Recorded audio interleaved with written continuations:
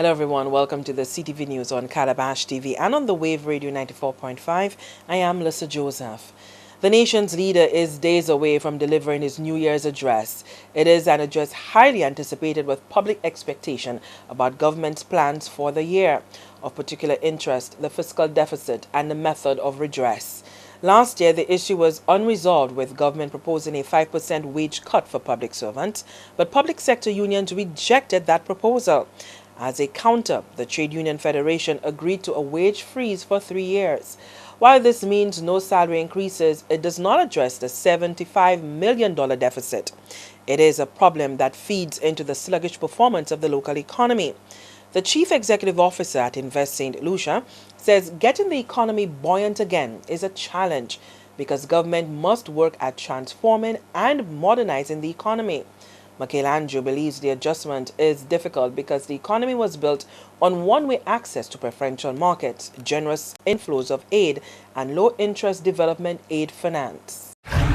What that meant was that even the investments that came into the country were investments that were based on market access into the U.S. market and the CBI, the Canadian market and the Caribbean, the UK market and the rest of Europe and the LOME. Because basically, if you establish in St. Lucia, you were able to avail yourself of that one-way preferential access to those markets.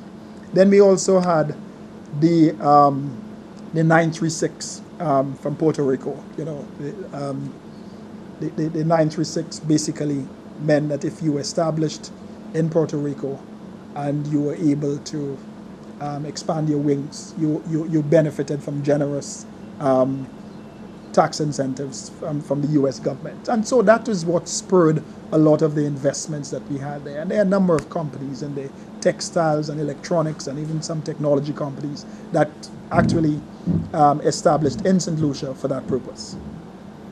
What has changed is that aid flows have generally dried up. We now have full reciprocity in trade, almost. And we have now to borrow money at market-based interest rates. With a tight fiscal situation as a consequence of the global recession and the changes in the international economy and our own structure, it makes it even more difficult. Ms. Andrew notes that in the buoyant period of the 80s, the road network and other infrastructure were financed by aid grants.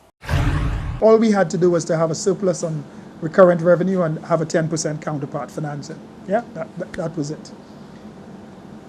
We do not have that degree of freedom. We don't have that leeway to inject substantial amounts of resources in building our productive base. Our physical infrastructure, our human capital, our social infrastructure, our economic infrastructure. We have to find very creative ways to access funding to do that. The government of the day has understood that and has embraced public-private sector partnerships. We are looking at other possibilities. I sit on a task force, for instance, that is asked to look at the issue of a citizenship by investment program, and of course, it's still in the discussion stage and the drafting. So we are not at liberty to speak, at all on that as yet. But these are all initiatives that are reflecting the fact that the world has changed, our structures have changed, and we now have to earn our way to prosperity. We cannot continue to simply be dependent on handouts. And that is always a very traumatic, very challenging period in a country's economic history, that you have to make those adjustments. And when those adjustments are made, if they're well made, the rewards can be reaped. But this is the crossroads. We are virtually at a crossroads.